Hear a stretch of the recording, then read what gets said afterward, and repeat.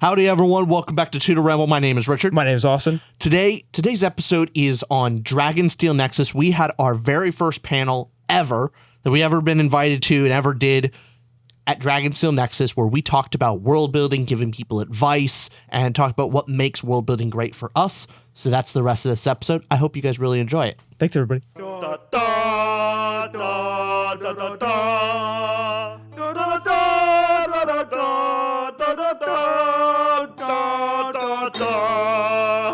Welcome to the last event of Dragonsteel. Let's do this thing. So, my name is Austin. This is Richard. We do a podcast called Ramble. We're going to make this a little fun. We each came prepared with a law for world building, and we're going to talk about what makes good worlds. And we have three amazing authors to my left here. We'll go ahead and introduce one by one. On the very left, we have Cheree. Do you want me to talk about myself? Oh, yes, okay. please. I am an author of 70 books. I write sci-fi, fantasy, young adult, vampires, werewolves, everything that I love, I write about. And I find if it's exciting for me, it's fun for my readers. I love books that explore a wide variety of emotions and takes my characters to depths and heights that we experience in life, so it's very relatable. Thank you. We got Caitlin. Hi, I'm Caitlin. I write fantasy and sci-fi. I only gave them one book cover. This is my fantasy heist that tends to people like the most here. But I like character-driven stories, and I also really love world building, which is why I'm here. That's one of my favorite parts about writing. And we have Nick. Yeah, my name's Nick Bright. I'm the co-founder and co-host of the podcast called Just Keep Writing. I write science fiction and fantasy and all links and formats there. And I'm a recent MFA graduate, and I just love Western Colorado University. Sweet. Shout out Fran Wild for getting me to go there. But I love world building. This is like a key topic that comes up all the time. And we have this guy. Yeah, I'm Richard. This is Austin. We do a channel called Ramble on YouTube, all the different podcasts and platforms that you see. We go into probably too much detail on our favorite books, and specifically one of the aspects is world building. Why things worked, why things didn't, and we try to figure out between the two of us why. And let more of instead of I just didn't like it. We try to figure out why. Awesome. And for just a show of hands, who's here because they're a writer and they're interested in how to build a world? Okay. All right, cool. So we'll try to be super helpful, give some practical advice from actual authors and just some insight from what Rich and I can do. But to start, we each came prepared with a law where we think all worlds should have this or should do this. And same as introductions, let's just go down the line and talk and maybe debate about, are our laws even good in the first place? All right, so my law of world building is that every world has its own set of rules, and I must know how my character fits in them and why the world is unique because of those rules. With my werewolves, they are governed by the moon, and I must know why. And I adhere to that because if they don't, then it's not in the same world. I do find that that's the funnest way to connect with my readers because, we rely on these tropes in order to relate. And so for me, I've always loved the fact that wolves are pack animals and it's all family, and that's the most important thing with a werewolf pack. And so that's their law, that's their rule, and how they fit within that. I agree. I think it's really important to be consistent. When I am building a world for a book, I usually have a really awful spreadsheet where I write down, I'm what I call an explosion writer, where I have the intention of planning, but as I go, I end up inevitably adding things. And so I have this awful spreadsheet that's you decided that the werewolves all have blue eyes if they were born in this city, or you decided that, I don't know, all sorts of terrible things. My computer is also a mess, but I keep track of things because the very first thing that is going to kick a reader out of your story is inconsistency. And also, if those rules only apply to one set, or don't influence anybody else, if the werewolves have rules but the humans don't care, it doesn't make sense. So yeah, that all kind of goes hand in hand. I like those answers, by the way. Thanks. We're pretty cool. So for me, I keep it pretty simple. It's all about balance and the suspension of disbelief. Whether you're writing fantasy or science fiction or really any genre, there's only so much you can get away with in world building before your readers walk away because it's too much. Absolutely. Well, as more of a reader than an author here, I am going to talk about a little bit of what it works for me. How exactly what you're talking about. When do I walk away?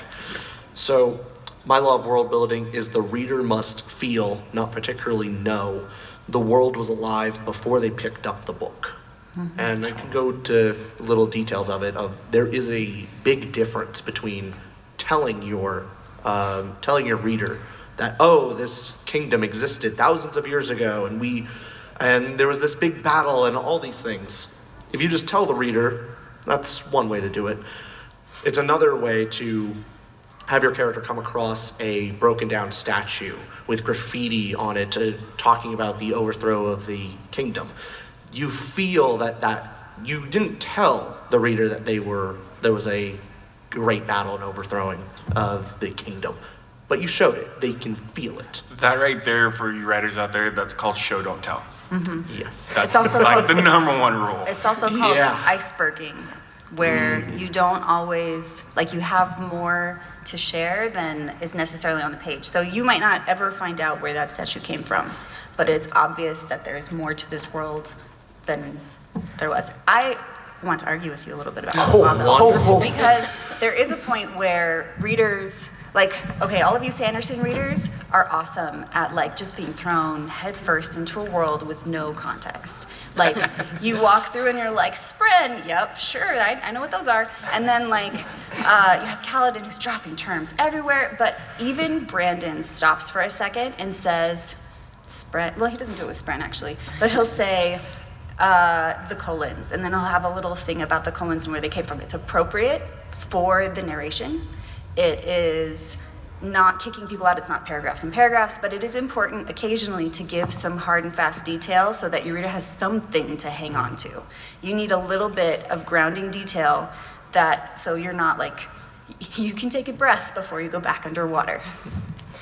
Yeah, my experience with reading someone like Guy Gavriel Kay, we read his I for, love him. he's awesome. And sometimes amazing prose and writers like that do tell all the time. And from authors here, correct me if I'm wrong, but sometimes I feel that a world feels more real and it works better when it gives you a tell, as all books do, but that tell explains something to you, but then leaves a nugget of mystery afterwards. So you're not just getting the explanation of, oh, now all the wonder's gone, but you get that reveal and then, oh, what else? Tell me more later. Do you see that in your guys' writing as well? Oh, for sure. Yeah. So one thing, this is like really early drafts and stuff like that. Info dumping is a thing. You will put everything on a page and then you'll cut 70% of it, right? Because your readers can only digest so much. I think earlier fantasies, I'll say Lord of the Rings, right? I feel like it's very info dumpy. It's very explanation. I don't like it. So things have changed, right? Readers, you gotta keep... like Lord of the Rings. Whoa. Stone him. I said I didn't like how much he explains. It's but okay, it's a different style from what is popular right now. I get it. For sure, and history has its time and place for everything, but info dump is something you do in your earlier drafts. And that's part of world building, is part of discovering what your world is and getting those explanations out there.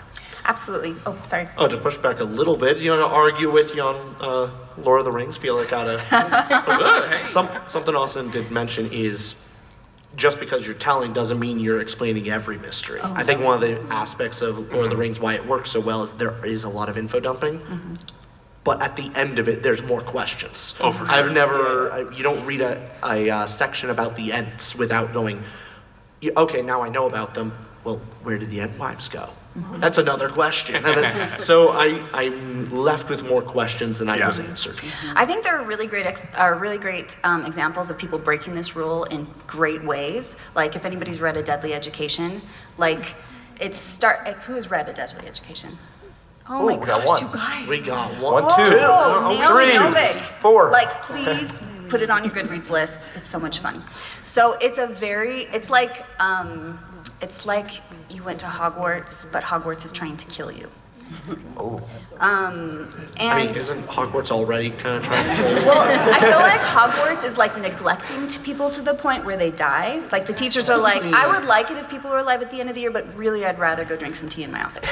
But in A Deadly Education, there are actually things in the school. Like the school doesn't want them to die, but there are things in the school that will kill them. And it's safer there than in other places. And it's very awesome the way she put it together. But A Deadly Education, a lot of it is telling because she's a student and a scholar, and like as she tells you about it, she's giving context for her world within our world because it's contemporary fantasy. But I think that the most masterful world building, like that we're talking about here, the show don't tell versus telling in little bits and pieces, is that you show your reader something really interesting, and then you tell just enough to allow them to be like, okay, I know what that is, and then you can keep going.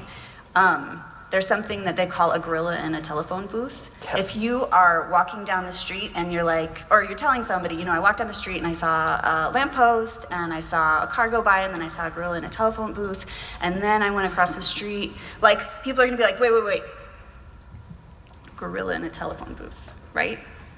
So if you don't stop for those things for your readers and say, the gorilla was in the telephone booth because he escaped from the zoo and he was trying to call for help. Like, you have to stop for a second and just give enough that your reader isn't hung up on something that sounds really interesting, like way more interesting than walking down the street. I would say that's the hardest part of being an author, is that you know your world. And you want to make sure that your audience knows your world, but you can't put everything in your head in the world, but you also can't assume that your audience knows everything. So it is a really hard balance, like we were talking about. It's like your world should be felt rather than explicitly noticed. Like you don't want all of your details to take your readers away from it, but just having them be able to accept these things as you're seeing them in their time makes it a lot easier to keep them in your story. It's really helpful to have a newcomer to your story so that you can have other characters explain things to them without it feeling weird too. So that's a cheat, but. Yeah, for my law of world building might kind of intertwine into that part because to feel your world, one aspect that I think sometimes overlooked is whether it's your world first or the theme or message of your book. I find the more your world aligns with the theme of your book, the better your world can come across and the more that your reader will experience and feel that. Because an example of this would be The Will of the Many. Love that book. Has anybody read Will of the Many? We have a lot of readers here. Okay, I won't spoil it, but the magic system works where you seed your will, your mental and your physical strength to higher ups in this pyramid system. And the message and theme of the book is all about, are we complicit in the higher ups? Or just because you buy a cell phone, I don't know where this was made, are you complicit in that entire structure? So the magic system, the world, directly ties into the theme of the story. And I guess for all of you as well, do you find that you accidentally stumble into that, or do you purposefully structure your world or your themes to make that work? I got a different question to answer that. Oh, mine were Does that stupid work? anyways. Yeah, go ahead. Yeah. So that goes along to the lines of how do you discover your world as a writer, all right? So for me, I start with character first. I'm character driven in my readings and in my writings and things like that. So when it's my exercise. I take my character, I build them up, what's their personality, what they look like, and then I take them for a walk. And then I take them to their home. Okay, what does my character do in this world when they're taking out the trash? What does that look like?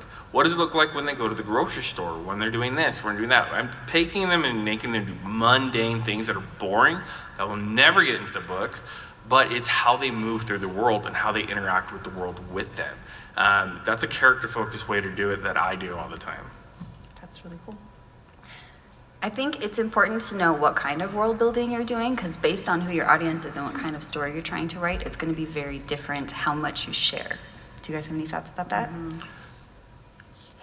I've been talking too much. I'm trying so hard to be like, I could talk about this for hours, but let's share here. No, there's a real difference between, everyone here is a big Sanderson fan, but his type of world building is very different in the space where there's other types of world building where the focus is more in service of the characters, that it is supposed to be a bit more mysterious versus Sanderson, which brings the divine down to our level, where we to some degree understand even how the gods function, which can be a lot of fun. It Absolutely. makes how I think of it is more in the real world. Things don't make sense. Sure. Not everyone has a hero story. The world sometimes, why do things work the way they do? And it's very cathartic to go into a world and understand even the fundamental building blocks of it. I feel like there are a couple of different approaches, just like he's talking about. Like, Brandon is very good at like if your world is a whole house. I had Victoria Schwab on my podcast a little while ago, and she was talking about this, and she was saying, when I describe my world, I let you crack the blinds and look inside and maybe see one room. Whereas Brandon has described like the molding and the roof and the tiles and like the people that are inside.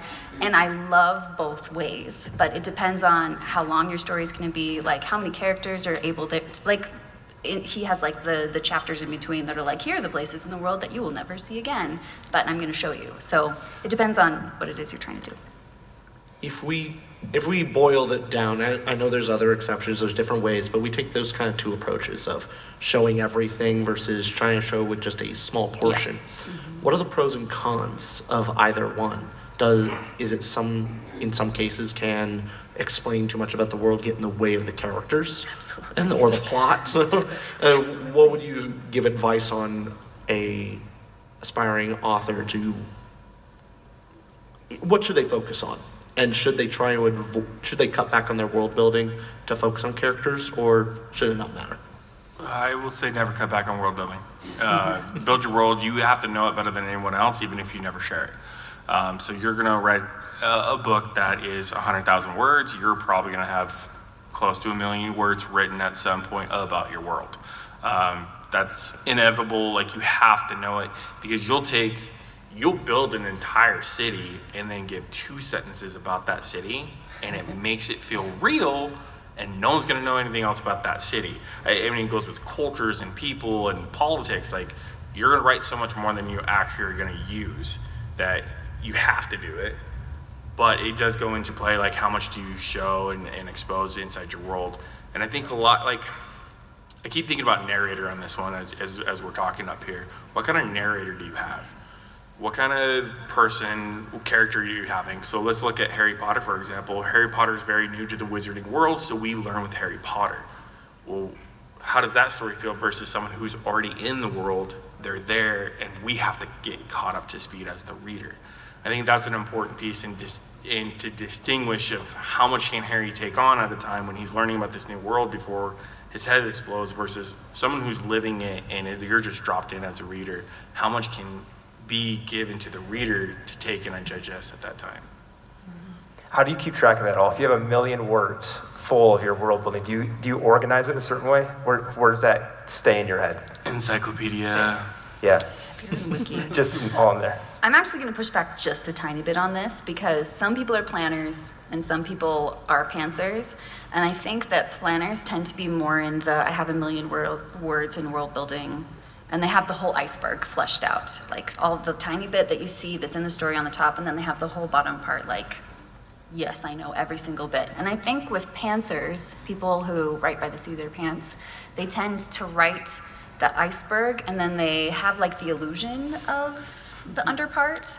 And I think it depends on whether you can make that work. And you'd have to rely on your readers and on your editors and on your beta readers and everything to find out if you're okay. So it also probably depends on what, you can argue with me, it's totally cool. No, I'm a discovery writer, so. Oh, really? So this is totally wrong. I Okay. don't build an encyclopedia Okay. ahead of time. I make my characters take me through it. Oh, that's awesome. And You're so right, you already I said build that. as I go along. So discovery writing is my favorite way of writing. I've tried plotting. It doesn't work for me. I don't know why. I get bored. I get sidetracked. We go on a different adventure. It never works out. So Well, Stephen King kind of infamously said as soon as he plans, he's bored, so. I would say the hardest part with world building is I know people that are stuck in the world building phase, Yeah. and they've been there for years. You can world build and never write your story because you're so caught up in the details of what's their currency, who's the second cousin of the third cousin of the king. You know, those kind of things and details can also be an excuse to never start. And so I am more of a pantser also. which means I just go for it. I see my character, I see the world that he's in, and I shape the world around him or her. It depends on how much world building depends on if I'm writing sci-fi, if I'm writing YA, if I'm just writing contemporary. It's like, are we assuming a lot about the world that these characters are in, or do we have to give every single detail? That also, shapes the kind of world building that you do. But start your book and let the world building happen. I keep a character Bible. Anytime I put a detail about a character, oh, he has blue eyes, oh, he's 12 years old, I keep that in my character Bible so that 3 books down the road, I'm like, oh, wait, he did have blue eyes and I changed them to brown. I should probably go back to blue. It's the Those werewolves. details, yes, the werewolves. I am currently editing that right now, and it's my demise. The details are very important because your readers will notice. It's like we are building a million worlds and thinking of different things, but I'll have readers go back and say, what about this little part here? And thank goodness I have my character Bibles. I can go back and explain why that was. So, To add on to your point of overdoing it with the world building, something to think about, I think, is me as a reader. There are a lot of details that you can build into, and you spend so much time in this world, and all of the, of the past 40 different family lines that have changed hands over this kingdom, and ultimately all these details that you care about deeply, that ultimately the reader doesn't care about. And that I see a potential problem of spending so many years with a world that you care so much about that when it gets down to the story, that doesn't come through and it doesn't connect with the readers, and you can be almost blinded. I think if it's on the page, you are making a promise to your readers that it's going to be important. You are creating trust with your reader that, it's important enough that they need to remember it. And if you, over and over again, share details that they do not need to remember for the plot or for the characters, then they will lose faith in you and won't get to the end of your story. Facts. Yeah, Rich and I talked a little bit about this on another panel we were on, but we didn't get into the meat of it. I'm curious for you all, when it comes to originality for your world. So do you put a lot of pressure on yourself of, man, is this not novel enough? Because I'm sure people out there, when they're creating their worlds, are going, has this been done before? Am I a hack? We ask ourselves that a lot. But for you guys, is that similar for authors, you writers? You go, this is just this meets this. What is this anyways? Hi, I'm Nick. I have imposter syndrome. Yeah. I mean, that's a nonstop battle, right? You're always wondering that. So currently, my work in progress, my main character has a magical scar. Everyone goes, oh, Harry Potter. Kinda. It's more like a curse, but yeah. So I'm facing that already, and it's not even queried yet, right? And so that's something where it's like I have to make it unique enough to where it's different. Because at the end of the day, someone's written what you've already written in some type of aspect. It's unique to you and how you present it and things like that is what I would say on that one. Mm-hmm. Yeah, I agree. You'll hear all the time, every story has already been written. It's just the way you write it. And, a lot of writers get discouraged because of that. They're like, oh, I'm writing this and this and this. And somebody will say, oh, I've read this. It's just like that. But it's not just like that because you're the one writing it and you have your unique perspective on how you're putting that world into place and putting that character in your world. And so keep writing it. You're the master of this adventure, and somebody's waiting to read it, but you have to finish it. You have to be true to your readers. Once you put it on paper, it's got to get done. Now, to that point, if someone out there really wants to avoid that, they've made the most novel world ever made. No one can come up with an analogy for it. It's bizarre.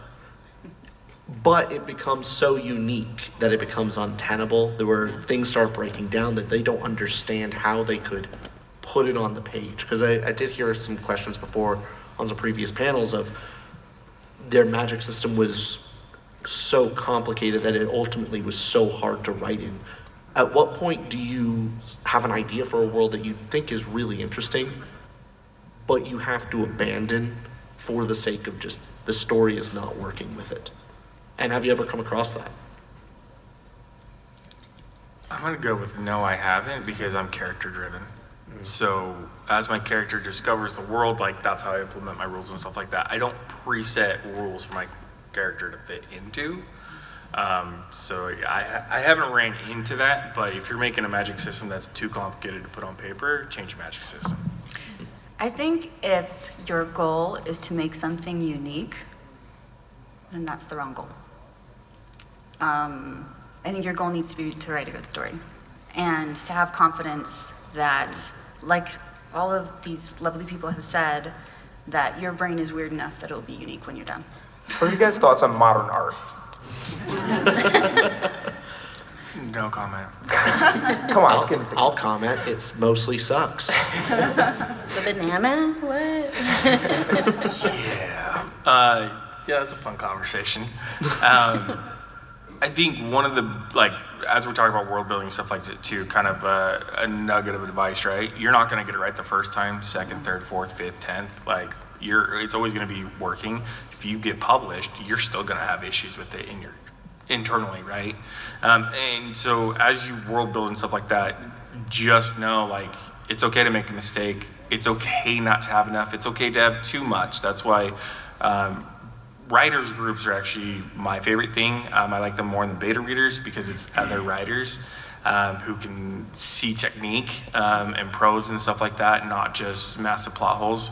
But those are... They can see those too. That's true. But as you're world building and stuff like that, run it by someone. Get a writers group, reach out. There's plenty here in Utah and in probably your local areas too if you're from out of state. But get a writers group, get another writer's eyes and perspective on something, even if you have to do it before it gets on paper, just to help you flesh it out. Sometimes it helps a lot just to talk out loud. Side quest about writers groups. Something that really helps me to have a functional writing group is to have the rule that we're not allowed to be prescriptive. Like, we say the things we like, we say the things that maybe could use a little, like, could use second looks or second eyes or whatever else, but we never try to rewrite them for other people. I don't like what you're doing with your hands. Could you do it like this? Sorry, okay. I'm trying to be like Bernie Sanders. Isn't this a podcast? It doesn't matter. Yeah. Oh, yeah. I'm probably getting too close to the microphone, actually. Oh, no, that was a joke because I was being prescriptive. Okay, thank you. Sorry. You would be so much better at this if you would just... Shut up. Got it. Hey, I didn't say it. I think you're doing wonderful. Because I'm a little nervous. It's a light. It is very bright, yeah. I guess before we throw it over to the audience, last question. We'll start with you, Rich. We'll go down the line. We've been saying what to do when you build a world, but what would you say number one advice for what shouldn't you do? What should you stay away from? What breaks immersion in your world? I mean, ultimately, I'm a reader, so Yeah. I don't have as much say here. I've not walked the walk. So ultimately, start simple, then get larger. The idea of the iceberg, I think, is generally, most of the time, the right way to do it. There's the example of Malazan. That shows you the whole iceberg, kind of, right at the beginning. That's a way to do it. It's a little rough for most people, but start small and expand outward.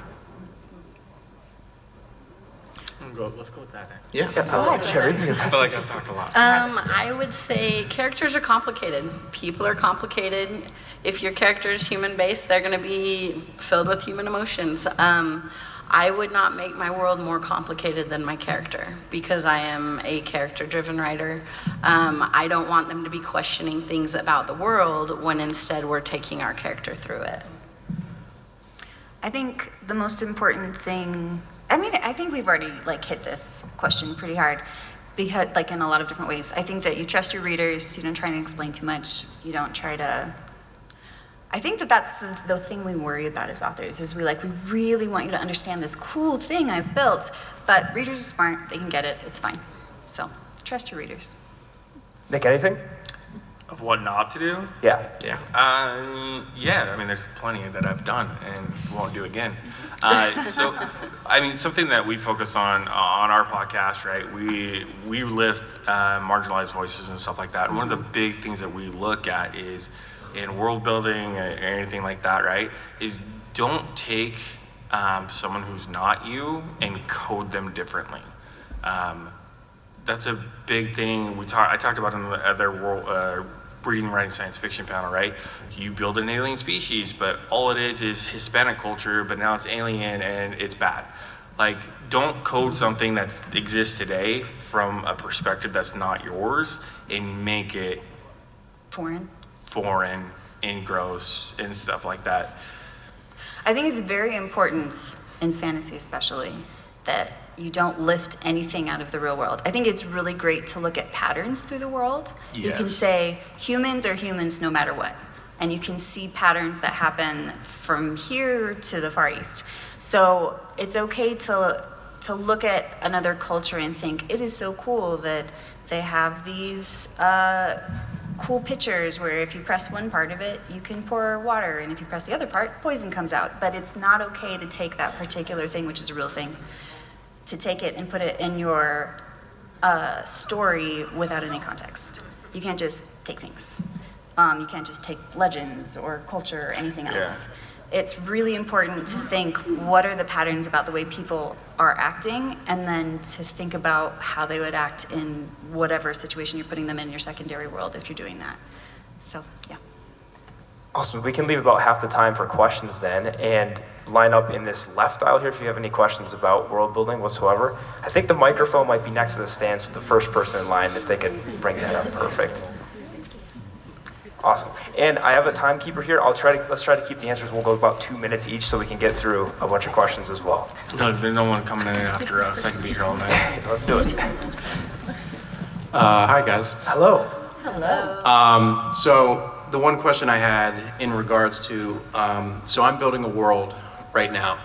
And my next step is basically deciding on whether or not this world and this story is going to be too hand-holdy or very open. So for an example, authors like R.J. Barker, Stephen Erickson, it is a very deep well, and they don't really do a lot of info dumping, if at all. They basically give a lot of trust to their readers to discover the world and its secrets. Brandon, I think, does a good job of doing both, of giving those little short breaths, but also leaving a couple things up to, in the air. So I guess what I'm asking is, how do you decide what direction to go? Because I think both options kind of work in regards to, telling the reader, hey, like, this is kind of like, this is what this is, but also giving a little bit of mystery to your world as well. I got a quick comment on that, then we can toss it around. I think we recently read C.S. Lewis's On Science Fiction, which is a cool essay C.S. Lewis did. And what he said was, when you have, and actually Nick mentioned this, when you have a character like Harry Potter who walks through the world, you get a lot of it explained to you and kind of guided with that character. But if you're going more sci-fi, like Children of Time, Fire Upon the Deep. Scalzi. Yeah, if you're going that route, you can more so just throw your reader in it because the character's not experiencing it with you. So if it's a character being introduced to that world, then handhold more, handhold less if the world's already established. But if anybody else has an answer to that. I would say the tendency is to info dump at the very beginning, but if you can space it out and just give the details as needed, then it's less likely to bog down your readers about it. I have two really quick things I want to say. First, it depends on your genre and your audience. If you are writing a middle grade book, there's going to be a lot of hand-holding, like Harry Potter's middle grade, and it's structured that way to make it really easy for kids to read. If you're writing adult sci-fi, it's going to be totally different. The second thing I was going to say is trust your writing group and your readers. If they say, I'm confused, or if they say you're holding my hand too much, like, sometimes you're too close to something to know, and sometimes you need outside input. Thank you. Mm-hmm. Thank you for the question. Hello. So I guess my question was kind of in the same realm as that one. It was mostly just kind of at what rate, I guess it just varies on genre, but like, is generally good to like feed your readers world building. Like, I hate it when you have like those 5 pages of here's the world, but I recognize that in some genres those are important. So it's the question when to info dump, like how do you weave in that information? Kind of, or if it's generally like better to just sprinkle, and Okay. how do you do that? I caution on the side of more sprinkle, but it really depends, like, how you want to do it, right? Do you want to do it through dialogue? Do you want to do it through like a training session or someone's doing something, a task and things like that? That's what I would go with. Info dump work. I think some writers can get away with it, and I think some writers can't. And that's based on how successful you already are, if I'm being honest. But I would always sprinkle it about and always do it in a way where your character is either doing something or someone is explaining something to your character that they don't know. I also do believe that if your story is allowed to have a bit more unanswered questions, the more you're connected to the character. So if someone is asking a lot of questions of, okay, how does this world work? You can go a lot longer without explaining it if they are really connected to that character's journey finding it. And so you can buy a lot more grace with the reader that way. I think an example for me would be Malazan again, the difference between book 1 and 2. I think Arison does a lot of similar things, but he connects you to the characters, and the characters are connected to the world building. So a lot of unanswered questions. He's definitely not hand-holdy, but he connects the discovery with the character, and I care more about it. And Rich and I too, when we judge books, we think we know what we're talking about, but when we judge books, we look at different categories of like, emotional impact and message and themes, the plot, the characters. Something Rich always reiterates is Terry Pratchett. We love Terry Pratchett books. Something he does with his sentences and just his paragraphs in general, when he gives you a world dumping or some info, it both makes you feel fun. It's a funny line. It develops the character and moves the plot forward. This is all come from Rich. I'm just stealing his lines here. But it does all of this, and then you feel like, I didn't get info dumped at all. That was just a fun time. So the more you can disguise it with you're doing all these other things in your story and giving you a world, that usually is where you can just really play that little magic as an author. Something I've really liked that all of them have said is they've referenced actual books, and the best way, in my opinion, is to read books that you feel like did it well, and then try and emulate that. Yeah, and read them in the genre you're writing, because if you're writing fantasy, a lot of people want the castles described, how the dragons fly, things like that. Whereas if you're reading urban fantasy, you just want a lot of that to be assumed because it's quick pace. So. Thank you. Perfect, thank you. Hi, so I kind of have do this thing where I'm sure, like many of us do, where I've been kicking around ideas in my head for the past, couple of years for a book that I might get around to writing someday. And for me, it's like world building, build a world first and then put characters in there. And to me, it's like it feels like I've got something in my head, but then I'll sit down at the keyboard to type, and either that information is no longer in my brain, or it just comes out as a complete stream of consciousness that when I'm looking at it on the screen, it's no longer comprehensible. Do you have any advice for just how to get it from ideas in my head to something tangible on a page? The name of my podcast is called Just Keep Writing, and that is my advice. Just keep writing. I think that's the biggest thing that I've learned in my early stages when I was writing is you're gonna have those moments. You're gonna have moments you're like, I'm inspired. There's nothing coming out. But really, you gotta get the bad words out. You gotta just get through it, and then you start creating and forming habits to where you're not just writing when you're inspired. You're writing because you're writing, and it's an intentional point and piece at that point. So it's practice. Yeah, agreed. Writers are so bad at procrastinating. You'll get everything ready, you'll sit down at your thing, and then you check Facebook or send a meme to somebody. World build. Yeah, or world build. Spend all your time world building. But I think the hardest sentence for me to ever write is the first sentence, because I know now I'm locked in for 300 pages. And so, but once you're locked in, you're telling yourself, you're telling this world and this character, I'm gonna finish this story. So yeah, just write. Also, It'll form. A question you can maybe ask yourself is, the world building may be really cool, and you have this really cool idea, but ask yourself, why? Why is and specifically the question of, why is the world set up the way it is, and what kind of story are you telling? And based on what theme you want to say, and how does that theme and message connect to the world you're telling, then you could focus in on that aspect.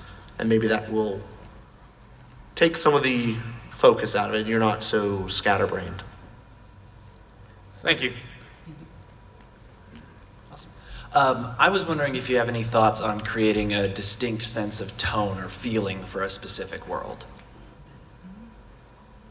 I'm gonna pass this to the authors here. Yeah, that's yes. So this goes into the first things I would start looking at is like, what kind of narrator do I want? Do I want third person close, third person omniscient, first person, second person? That kind of really sets the tone, and then also the character and who they're following and stuff like that sets the tone of the world. Yeah, the voice you choose and the way you describe things is going to set the tone. Like if you have a character who looks out their window and sees like fluffy clouds, that's very different than someone who sees the needlepoint mountains underneath them. So the details that your character focuses on and the way in which they describe things and experience things and sense things is going to set the tone for what it is that they're experiencing. You familiar with Hocus Pocus, right? Winifred busts up at the window. What another glorious morning. Makes me sick. Yeah. Right? That type of thing. And I think the tone can change along with your character. Like if you take Lord of the Rings, you have Frodo and Sam, Merry and Pippin, the happiest of hobbits. And then at the end, we're in Mordor, like this horrible place, but we have felt the transition because of the way the characters were written to experience it. So. Thank you. Thank you. Hello, I just came up from Scadrill where we had a session on map building and cartography, so I'm just wondering, how does map building fit into the whole world building scheme? Is it an important piece or Good question. afterthought? Every book should have a map. That's actually my new rule of world building. All of them should have maps. Agreed. I think it's important to know where things are. Like, there are maps in many of my books, but I didn't draw them. Usually they're like, draw it for me, and I'm like, scribble, and I'm like, please make this pretty. But it is important to know where things are and how they line up and not to be in like blank box space. And I think that something about the landscape can add so much to your story. As pantsers or discovery writers, you'll start with this little tiny world, what your character sees right there. And then all of a sudden you realize, oh, I need to be able to go buy a ship. So then you have to, have an ocean somewhere and have a harbor. And so you just kind of add to it. But by the end, your world should be real enough to you that you can have a map of it. Thank you. All right, so we've talked a bit about trimming the fat on a story. My question is, sometimes, the fat on a steak is the juiciest part. Is there room in world building and in trimming the fat and leaving it just because it's tasty? That's going to depend on the story you're trying to tell. Why is it there? So, right, you're gonna leave the good fat on because it adds to your story, not because you like it. So those are two different things, right? So the questions being, so if that what we were talking about earlier, you're not just giving plot progression and character, but it's world building, that's it. It's just giving you that world, and it's the fat. It's interesting to you, and that's why you want to put it in there? Is that the... Like sometimes it's cool to have a dragon flying in the distance. You don't need to necessarily have it serve the story, but it's just a neat bit of world building and texture. Is there room for that, or is that more needless? It presents too many questions to the reader, and it's better to just cut it. If you put a dragon in something, I'm always going to assume it's foreshadowing for the next danger. But I mean, it depends on what it is, right, and how big it is. Yeah. And I mean, any society that has dragons, like I have to assume that the cities are built a specific way in order to combat dragons, and there might be a dragon I mean, you're getting into, it depends on the kind of story you're telling for sure, but like, that does, as a reader, maybe I wouldn't have like picked up on that. I'd be like, oh, cool dragons, but like as a writer, I'd be like, what are they doing to deal with the dragons? There's the danger of making something too cool to then kind of just drop, and it's not that important to the story. So there's a danger of like, by the end of the book, they go, well, wait, what about the dragon?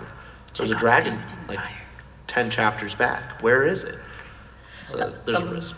Unless it's a story where, you're already having unicorns and werewolves and, you're in Shrek land where there's all these different creatures, a dragon fits in. Like, it can be there.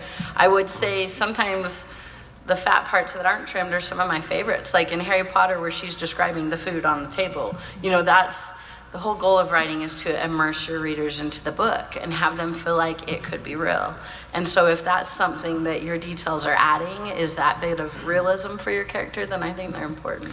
And Oh, sorry, go ahead. I was gonna say there's always room for grounding detail that like really helps you to feel like your feet are touching the ground. So those details. I was gonna say Sanderson's zeroth law of magic, not necessarily world building, is if it's just cool, always go err on the side of cool, but make sure it's cool. Don't make it a lame dragon like Name of the Wind. That's what I'd say. Thank you. I'll be here all day. Did you go there? I love the name of the wind. Okay, so question is, when you're building a world, you're inherently building a lot of things, and those things need names. Aside from maybe a bag of Scrabble tiles, where do you go to get all of these names to make them make sense in maybe a fake culture, but also to move the story along without getting distracted by person A and person B? Don't call it unobtainium. Can we all agree on that? Thank you. Thank you. Okay. Next. What do you all? How do you all come up with names for this? Is that what you're getting at here? So how do you? Yeah, where does it come develop from? that? Like, there's so many. First drafts or brackets, say name a city in the north. Second draft could be a little bit more specific. I like looking up bad names of American cities. And like you start realizing like people will name something anything.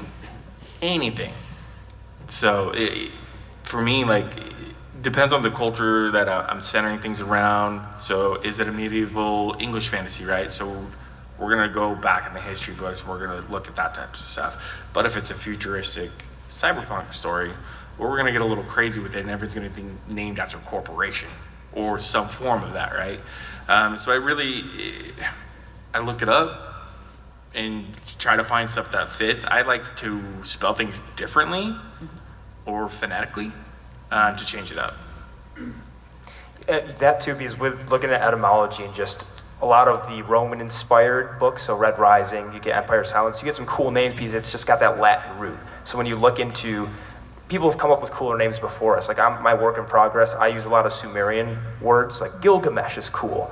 How do you, Children of Time uses Gilgamesh, but then using that root word or the suffix and just combining that with something else, usually can get, that's for me when I try to think of a cool name for something. You just use what's already there and then add a little twist. Yeah. Thank you. I just want to add my own little comment on the whole naming thing. I feel like you could do some world building through the name of something itself. Yeah. Like just looking at our own country, like the capital, Washington, D.C., it was named after George Washington. Brandon Sanderson's work, Kolinar, named after House Kolin, the Shattered Plains. It's a plane that has been shattered. The name kind of says what the thing is. Listen to this guy. That's He great. knows it all. Good job. Also, Nick, I'm also not the biggest Tolkien fan, so you're not alone. Oh. Don't listen to this guy. He sucks. Look, Who the hell's this guy? all I said was he does a lot of info dumpy, he explains a lot of stuff, and my ADHD brain can't handle it. And it's all perfect. Yeah, I know. Anyway, the question I came up with, what are your thoughts for world building for a setting that's still essentially Earth? Because there's lots of books that are like urban fantasy or like futuristic dystopians where it's like Earth has been ruined, or it's Earth but there's like a school for wizards or a camp for Greek demigod children. So it's like, what are your thoughts on like blending real world elements with all these fantasy elements in a story like that? Yeah, it's like in writing urban fantasy and things like that, it's taking just a little bit of that question of, what if the moon does cause people to change into wolves? Yeah, but there must be a whole history that it comes from. And how do you immerse it in a way that is believable that, hey, there may be werewolves sitting here. It's not a full moon. We don't know. I don't know if that answers your question, but it's enough of using this world to make that world believable. I guess I was also thinking like, I love Percy Jackson because he has like the fantasy side where it's like the Greek gods, but he also like, they're traveling around the country and they'll go to a place and it's like, oh, this is Alcatraz prison. It was built by da-da-da-da-da and near da-da-da-da-da. But there's also monsters underneath. I think that's actually a really interesting observation because most books that are contemporary fantasy like that, the fun parts are where the two worlds intersect. Yeah. Or like where, like in Harry Potter too, I feel like where wizards like explain what's really happening, but the muggles are like, oh, the weather's weird, and they're like, no, dementors are breeding, Yeah. So like, I like it when we get to see like explanation of things because of the world. Or like one of my favorite books, the Lockwood & Co. series. It's about this, it's a different version of our world where ghosts suddenly came out of, they weren't sure where. And as a result, the world is totally different because all of the technology is based around like trying to get rid of the ghosts. And so it's, I think the thing you're looking for is where is it different? Yeah. Or where is it explaining something that we don't really know why it works that way? Yep. That's what I was gonna say. What's different, right? Right. Like, we already know this world, so tell me what's different. So Why is it what the magic might potentially be causing in our world. Like, we think, oh, climate change, but really, I don't know, there's like dragons or something, just like, Yeah, the They've real been ripple breathing effect. fire. Dragons are cool. they are cool. They are. There's when it comes to like an urban fantasy and stuff like that, there's a lot that you can give the reader credit for. I don't have to describe New York City to you. You can go look it up. But I do have to describe the green slimy monster spitting on everything that's up and down the street. All right, well, thank you so much. Thank you. We have 5 minutes left, so let's try to get a minute each question. We can try to fit the last 4 in. We don't all have to answer every question. All right, I'll try and be really fast. And I keep picking apart my question, like maybe I've just identified that writer's block is a thing, and I should just keep writing. But a lot of times I'll try to just go about it and like discover the world through the character, and I get to the end of what I can picture, and then just going on from that is really hard. And I'm like, well, I can picture what's happening with this person, but not anymore with this person. So like, do you have a good way to go about that? Do you like get it out with this person so that you can then get your brain to focus on other stuff? I don't know. Like, I do think head hopping can be fun like that because as a writer, if it doesn't interest me and I've run out of ideas, then I know my reader's going to be bored with it, so I scrap it and move on. But head hopping can keep it fresh. And some authors are fantastic at head hopping. George R.R. Martin is incredible at it. It just depends on how many characters as a writer you can keep track of and still move the story along. Like, you don't want to just stick somebody in there that has nothing to do with the story and then you've lost your reader. okay, thank you.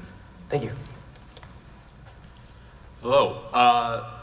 When you're focusing for the story with a character who has a limited perspective, either it's third person limited or first person, and there's not other characters with different viewpoints, and the information we get through that character is inaccurate to the world, either their opinions are wrong, they have preconceived notions or biases, how do you work in, if you want to tell the reader the correct information or pull back the curtain on what's actually happening without feeling like you're just going like, hey reader, this is what's actually going on, this person just kind of sucks or has the wrong opinion on something. Is this your main character, your POV character? Yes. So an unreliable narrator. Conflict, let someone else walk into the room and cause a storm and yell at them. Yes. Somebody else can tell them out. Go ahead. Have you ever seen The Office? Yes. I feel like they say a lot with side characters in that show. Fair. So, yeah. Thank you. Thank you. So one of my favorite parts of specifically Stormlight Archives is at the end of like some of the chapters, they'll have like notes from one of the characters or whatever, like scribbled in explaining like how the spren works or something, or like this is the fashion of the culture or whatever. How do you guys feel about that kind of world building? Is it like hand-holding or is it like more of a show don't tell type thing? I'll answer this one because I'm currently doing it. I have a fantasy novel I'm working on that is monster hunters. I have a bestiary. So there's a new monster every single time that I don't have to further on and explain. Because everyone's question is going to be, what kind of monsters are there? Well, let me show you, let me write a little something about it and descriptive like it's one of the characters who wrote it. Rise of the Ranger by Philip C. Quintrell does this as well. I don't know if anyone's read him. He's from London. Very, very, very good writer. He does this where there's a Ranger's Handbook and he adds pages in there and it's a different, each page is from a different Ranger in time that you're reading from. Cool. Thank you. And we got 2 minutes, perfect timing. Last question and then we'll close out. Hi. So one thing you said earlier that I've always been a big proponent of is people will always be people. And that even if you don't copy paste something, you can still see the same patterns that have been through history and they'll repeat. One thing I've been thinking about is how things like geography and other world factors affect how people and societies grow, and we can see that like certain like ethical standards will change based on whether a culture was more nomadic or agricultural, or how communal or individualistic things are. So like there will be patterns that will always show up. Is there a way that you have that avoids a society being like, oh, this is basically just France or Japan, but like in fantasy world, that makes it less obvious, or not even less obvious, but the reader won't think that? I think there's a lot of fantasy that is like directly, like it's obvious what it is they're trying to do. They're like, this is the War of the Roses. Obviously, this is what's happening. But I think as long as you are being creative and you've created your own world, like, you're fine. Yeah. Thank you. All right, and we're gonna give one last goodbye here. Dragonsteel's over, everybody. Oh my God. Wanna just hang out? I gotta know where to be.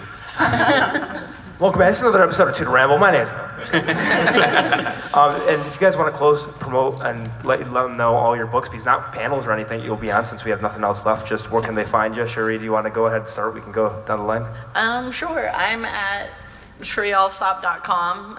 Look at how you spell it. It's why I never went with a pen name. Nobody is ever going to use my name, so it worked out really well. Yeah, my books are all on there. I have a Facebook page. Easy to find that way. I'm really bad at social media, but you can find me on Instagram mostly. I have a website. I have a newsletter. That's probably the best way to keep up with me. I usually tell people when I'm going to be at events or when I'm going to do special editions or whatever. So, yeah. Yeah, you can find me on Instagram. Really follow my podcast though. Just Keep Writing. We do weekly or twice a week episodes. That's so much work. No, twice a week. I'm dumb. Hey, so do we. We work Every hard. other week, twice a month on that. So, and we're a podcast that focuses on marginalized and BIPOC voices. Excellent. Well, you can find us at To Ramble, mostly on YouTube, but everywhere else. In addition, we brought a bunch of our bookmarks that we commissioned artists for. We like them. They're free. Come up, get it. I have like over 100 of them to get rid of before Dragonsteel ends. So Except Jaden and Marty. Okay. If you have you have to pay full price. If you have questions that you didn't want to ask in front of everybody too, I think you can come and ask. I'll be around. Thank you all so much.